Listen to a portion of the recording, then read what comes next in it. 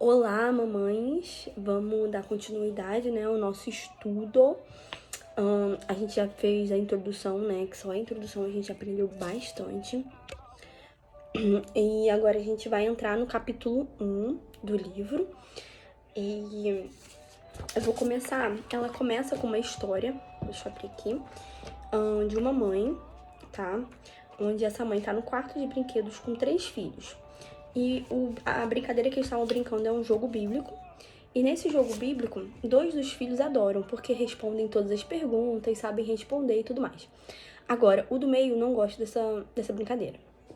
Ele sempre responde, não quero, não tô afim. E aí, a primeira pergunta era uma carta que ela tirou, era de Jonas, né?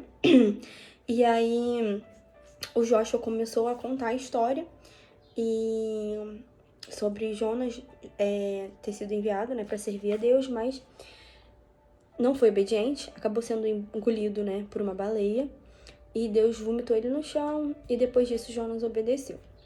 Aí ela perguntou, tá bom, Joshua, agora o que essa história nos ensina? Aí Caleb levantou a mão e perguntou, e respondeu, significa que devemos obedecer quando Deus nos diz para fazer alguma coisa, por exemplo, falar de Deus para as pessoas. Aí ela, muito bem, Caleb, agora você consegue em algumas maneiras de falar sobre Deus para as pessoas? Aí ele falou, a gente pode assar biscoitos, né, e entregar aos nossos vizinhos e tal. Aí ela pergunta pro Jordan.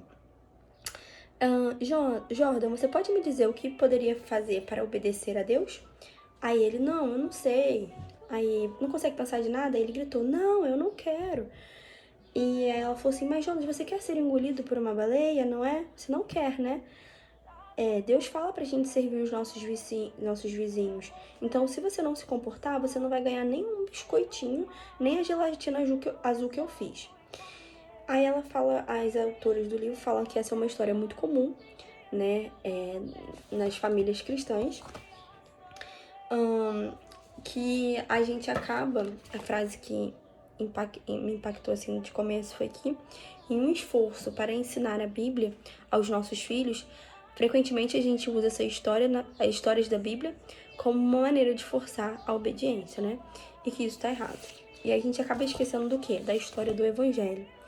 Então ela fala que a morte, a obediência de Jesus e a morte vergonhosa era o único motivo que concederia o meu filho, o filho dela falando, né, um coração para obedecer. E não simplesmente as histórias da Bíblia que tem que obedecer porque tem que obedecer, mas levá-los cativos a Jesus. Ela falou que dar ordens é algo que a gente precisa fazer. A gente deve fazer isso, né?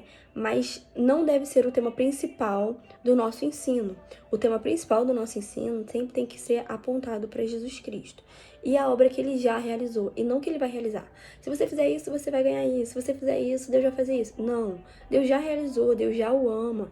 Deus já mandou o Salvador, né, morrer pelos pecados dos filhos de vocês. Então, a gente tem que firmar, se agarrar nisso, em que a obra já foi realizada, tá? Aí ela falou, você dá mais regras ou mais evangelho pro filho de vocês? E algo que eu tô colocando que não tá no livro, é algo meu, que quando eu tava lendo, né, essa história e essa pergunta, né, que ela fez, me fez refletir muito. Porque eu parei pra refletir em quantas vezes, levando pra um outro caminho, tá, gente? Não pro evangelho, mas por um lado de mãe nosso. Normalmente a gente acaba nos tornando mães sargentas, porque a gente dá muita ordem, muita ordem, muita ordem, e é muita ordem. E a gente acaba esquecendo de brincar, de arrancar sorrisos dos nossos filhos, não é verdade? Eu tava parando assim nesses dias pra pensar, cara, quantas vezes hoje eu cheguei e falei assim, Dedé, vem cá, faz isso, faz aquilo, isso não é legal, isso não é, sabe, só dando ordens. E eu parei pra pensar no mesmo instante, tipo, quantas vezes eu brinquei com ele de arrancar um sorriso? Quantas vezes eu fui divertida com ele? E foram pouquíssimas vezes. E aí acabou que, nesse dia que eu pensei nisso, eu errei uma palavra no livrinho que eu tava lendo pra ele, que era clique, eu li cluque sem querer mesmo, e ele me corrigiu, e a gente ficou brincando disso depois, e até hoje, toda hora agora ele fala, mãe, vamos brincar de clique, cluque, só ficar brincando, falando. E como que isso ficou, assim, gravado no coraçãozinho dele, esse momento de diversão nosso. Então, assim, eu hoje também quero trazer para vocês, lembrar vocês de não ser apenas mães sargentas que dão regras, mas também sejam mães divertidas, que seus filhos olhem, que seus filhos falem assim: nossa, essa minha mamãe é muito legal, essa minha mamãe brinca comigo, essa mãe se diverte comigo, ela não só me dá ordem, sabe? E aqui ela, claro, aqui ela tá falando sobre, em vez de dar muitas regras, levar mais pro evangelho, né? De que Deus já fez por ele, que Deus já... É tudo apontar para Cristo, é isso que ela fala. E aí ela vai trazer a história aqui da página 30 e 31, porque ela fala que muitas das vezes a gente não compartilha essas histórias apontando para Cristo com os nossos filhos, porque isso não ressoa profundamente nos nossos corações, e isso é muito real. Por isso, mamãe, que é muito importante você separar um tempo de qualidade com Deus, um tempo de qualidade, de intimidade, que você possa sentar, ler, sem estresse, sem demora, sabe? Com Deus, um momento no secreto para orar, ler a Bíblia, anotar um caderninho, fazer um caderninho de oração, sabe? Você precisa crescer em palavra, você precisa crescer em intimidade com Deus para você poder passar isso pro filho de vocês também. Eu costumo falar sempre e dar dicas para as minhas amigas de fazer logo esse devocional, né? Separando como primícia, o primeiro tempo ali, do seu primeiro tempo na manhã, sabe? Acorda antes que todo mundo, eu sempre tento fazer isso. Sempre tento não, é o que eu faço normalmente, acordar primeiro que todo mundo, sentar, fazer isso com calma, sem que ninguém vai me chamar, ninguém vai precisar de mim, sabe? Porque a gente precisa estar submerso na palavra de Deus, aquilo precisa estar arraigado no nosso coração pra gente poder transbordar para os nossos filhos, tá? E aí, a história, o ponto principal do capítulo 1 são as leis, né, as obediências que ela ensina pra gente, tipos de obediência, mas que no fim essas obediências não vão nos justificar diante de Deus, tá? A primeira delas é a obediência inicial. Como que é essa obediência inicial? São os comandos iniciais. São os comandos iniciais que a gente dá para os nossos filhos desde novos. Como, por exemplo, para, anda, vem, não, sabe? Esses são os comandos iniciais que a gente dá para os nossos filhos. Não tem nada a ver com conceitos justos diante de Deus. Eles são apenas conceitos, né? Pra gente proteger nossos filhos, né? De alguns danos e prepará-los para o seio familiar e para a sociedade em si. O segundo é a obediência social. O que é? São as leis sociais, por exemplo. As palavras. Por favor, obrigada, licença, bom dia. Isso também ela vai trazer como coisas de cultura, tá? Obediências social de cultura. Por exemplo, um arroto. Aqui no Brasil isso é grosseiro. É uma cultura americana também. Não é algo legal da gente se fazer na mesa, né? Só que em outros lugares é como um sinal de gratidão. Então, essas boas maneiras, ela vai depender de onde você está, do seu local. Mas isso também não significa que você deve deixar, né, de ensinar por não ser uma justiça cristã. Você deve ensinar. Seria pecaminoso se, por exemplo, seu filho tá arrotando na mesa, forçando ali o arroto. Um exemplo, tá, gente? E aí você fala, para. E aí ele não... Se a criança continuasse fazendo isso, mesmo com os pais pedindo, aí sim seria um pecado, porque seria uma questão de submissão, de autoridade, não estar te obedecendo. Tá? Mas essas convenções sociais não tem nada a ver com sua posição, né, diante de um Deus justo. Então não tem nada a ver se você vai ser salvo ou não. Não tem nada a ver com isso. São apenas convenções sociais. Por exemplo, nunca arrotei na mesa, tá? Beleza, você nunca arrotou na mesa, talvez isso não significa que você tenha uma posição justa diante de Deus. Talvez signifique que você tenha uma boa digestão, talvez signifique que você seja educada, que você gosta de agradar os homens, né? Então, o reino de Deus não é uma questão de arrotar ou mastigar de boca aberta. O reino de Deus é o que? Lá em Romanos. É justiça, paz e alegria, tá? E a terceira é a obediência cívica. São leis que nós, como cidadãos, devemos cumprir, né? Por exemplo, não colar nas provas, não roubar, saber que mentira tem consequências, obedecer a autoridades, né? Pai, mães, professores, policiais. Aprender que a gente não deve bater qualquer pessoa que atravessa, né? Que passa no nosso caminho. E isso não é uma questão também de justiça cristã, tá, gente? É uma questão da gente aprender a conviver no meio, né, social com outras pessoas. E tem a obediência religiosa, que são ensinos de uma fé. É uma coisa que eu faço aqui em casa, que a gente tem conseguido colocar como hábito. Orar antes de comer. Era algo que eu não tive, mas eu acho que é importante para ensinar pro meu filho. Então, toda vez antes de comer, a gente ora.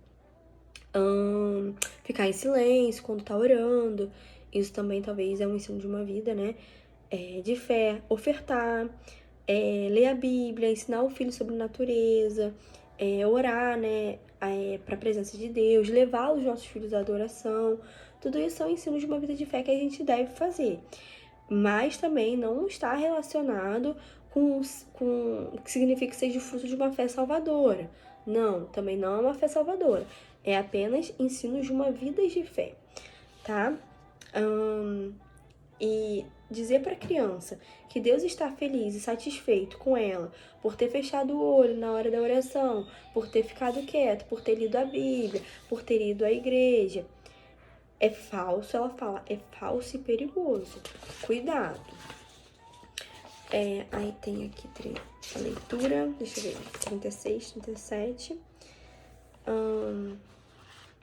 Aqui ela vai trazer um texto de quando o Benjamin, né, ela tá dando uma situação, né, de uma família, quando o Benjamin, ele sempre incomoda e se distrai nas horas da oração. Mas um dia ele ficou quieto em silêncio enquanto a família orava por 5 minutos. E aí ela fala assim, você pode dizer algo assim: Benjamin, eu sou grato que o Senhor ajudou a sentar-se em silêncio essa noite. Eu sei que é difícil, porque você é inquieto e não entende o que a gente está fazendo. Mas em noite como essa, quando você é capaz de se sentar calmamente, é porque Deus está ajudando você a aprender a obedecer. Algum dia você saberá o quão maravilhoso Ele é e o quanto Ele te ama, quer que você se inquiete ou não. Mas por essa noite eu quero que você saiba que de fato você ter sentado quieto me ajuda a saber que Ele está trabalhando no seu coração. Agora, para onde toda essa inquietação foi? Então, assim, isso é algo se seu filho, né, ficar quietinho ali, ou em alguma outra situação que você consiga encaixar esse contexto, numa rebeldia, numa desobediência, né? Saber que é difícil, falar pra ele, olha, é difícil, mas eu tô vendo que Deus tá trabalhando, né? Que Deus tá te ajudando. Ou ela fala que, por outro lado, o que dizer quando Benjamin, né, perturba, fica inquieto e fala durante o tempo de oração? Aí ela vai falar assim pra gente falar: você não gosta de orar, né, Benjamin? Mas você sabe por que a gente gosta? Nós amamos orar porque nossos corações eram igual o seu, Benjamin. Nós nunca queríamos passar 5 minutos falando com Deus, porque não é divertido. Mas Deus mudou os nossos corações para que pudéssemos ver o quanto maravilhoso é. Ele me ama da mesma maneira como nos momentos que eu quero falar. Ter um Deus que ama você, não importa o que aconteça, isso é o mais importante. Agora, Benjamin, nós falamos com você anteriormente sobre interromper a oração. Eu entendo que seu coração não é atraído por Deus durante a oração ainda. Fico contente por você não estar mentindo, porque seria mentira. Mas eu oro para que Deus mude seu coração, a fim de que você queira orar com a família. Mas até isso acontecer, estamos exigindo que você sente silêncio durante o tempo de oração. Enfim, aí ela passa esse textinho, né, de como a gente abordar nessas duas situações, quando fica quieto, quando obedece e quando não. E ela fala que antigamente, né, no começo, a criação dela, dos filhos dela, não tinha nada a ver com o evangelho. E isso resultou em crianças hipócritas e rebeldes. Por quê? Porque isso ensinou as crianças a simularem a oração sem levá-los a ansiar pelo Salvador. E que amou hipócritas e rebeldes. Então a gente acaba afastando as crianças de Deus, né? E ela fala que a obediência religiosa é muito fácil de confundir com as conformidades da lei. É o ponto que a maioria das famílias cristãs tomam rumo terrivelmente errados. Porque assim, gente, ensinar a orar, a ler a Bíblia, a adorar a Deus, a gente ensinar isso aos nossos filhos é muito importante. Mas mesmo se eles fizerem isso, a adesão deles com isso não significa que eles vão ser salvos, entende? Então, o que vai fazer deles ser salvos? Uma vida justa, né? De entendimento de morte, de ressurreição, levá-los sempre para mais perto de Jesus. É isso que salvará eles. Então, a gente falou sobre 4 níveis de regras, né? E obediências, que foi instrução básica, de ouvir e obedecer, que foi a primeira. A segunda, regras e boas maneiras sociais. A terceira, regras cívicas e submissão à autoridade humana. E a quarta é a formação religiosa. Só que nenhum deles a gente ganha a aprovação de Deus. Pode até cegar a criança obediente para que ela precise de um salvador. Então, assim, além da gente não ganhar, dos nossos filhos não ganhar a aprovação de Deus nessas leis, nessas regras, nessas obediências, a gente ainda erra porque a gente está levando os nossos filhos a entenderem que eles não precisam de um salvador. E isso é muito sério, porque todos nós precisamos de um salvador. Todos nós somos pecadores, entende? Aí ela deixou vários versículos, mas o que eu separei aqui para ler para vocês é Romanos 3:20. Está escrito: ninguém será justificado diante dele por obras da lei.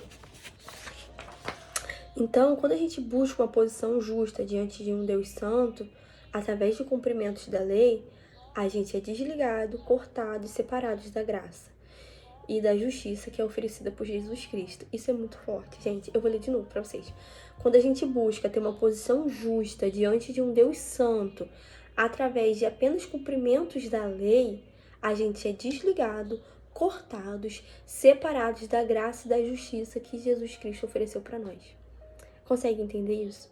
Quando a gente começa a trabalhar, a ensinar, a viver, apenas a obedecer por leis, por comportamento, a gente é separado da graça, que a gente não precisa fazer nada para ter ela, entende?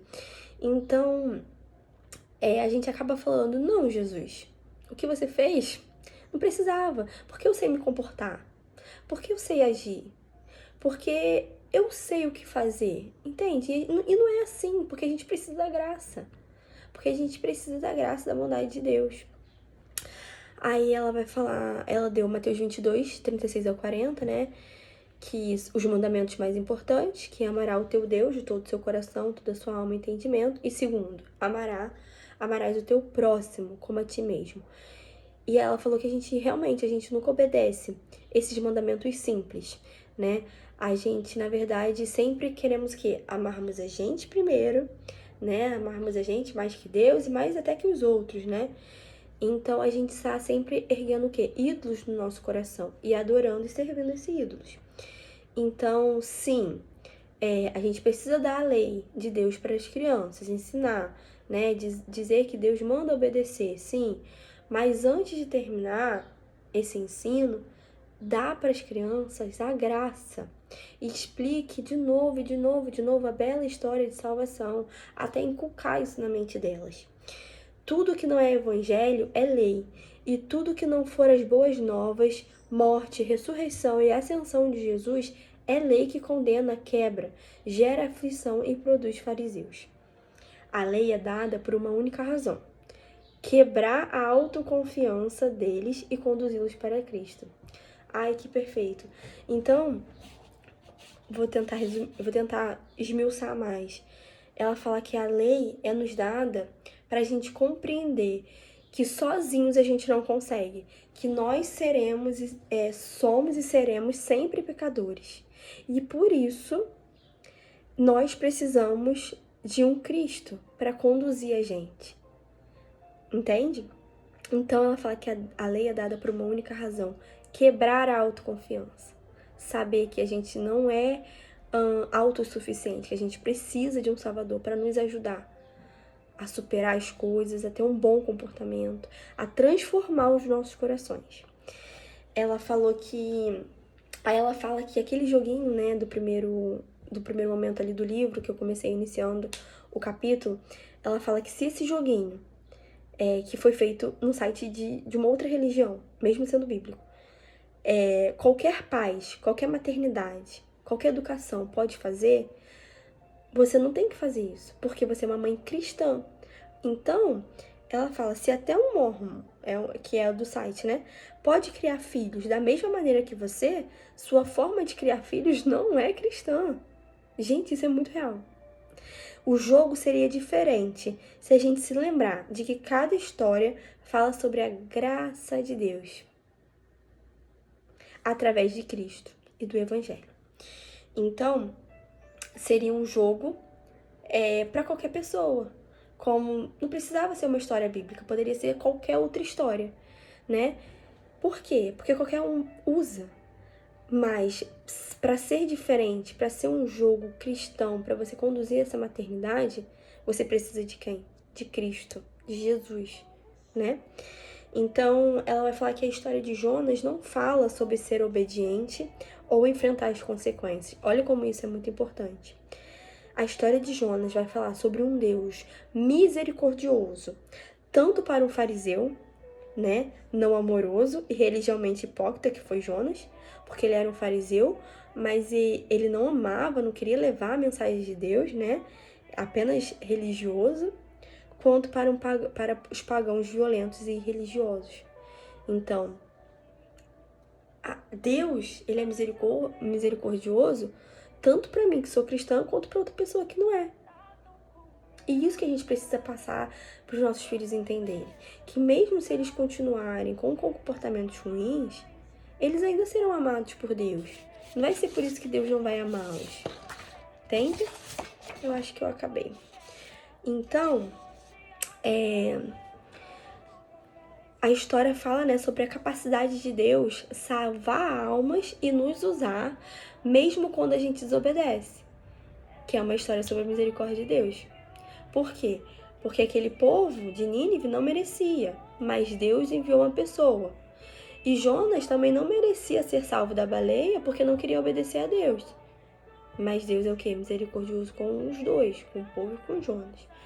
E aí, para fechar, na página 45, ela dá o desfecho, né, de como a mãe deveria ensiná-los essa história. Falando assim... deixa eu dar uma resumida aqui que é muito grande. Vocês conseguem pensar em alguma outra mensagem dessa história de Jonas? Aí Jordan falou, muitas vezes as pessoas não querem obedecer a Deus. Sim, exatamente, tá correto. Eu sei que é difícil para mim obedecer. Eu sou exatamente como Jonas. Mas vocês conseguem pensar em outra mensagem? Deixa eu ajudar vocês. Essa é uma história sobre como um Deus amável e misericordioso foi capaz de amar pessoas mais de Nínive, porque ele não destruiu elas.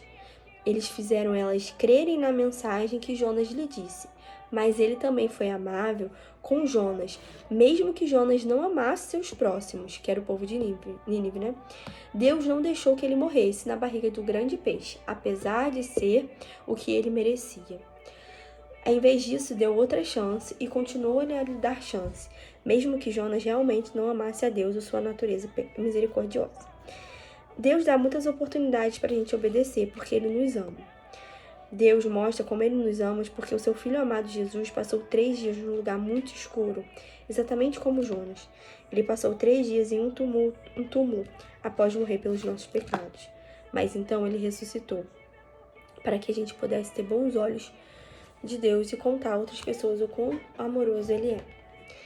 E aí ela pergunta, né? E aí, o que a gente agora pode fazer para que outras pessoas saibam do amor?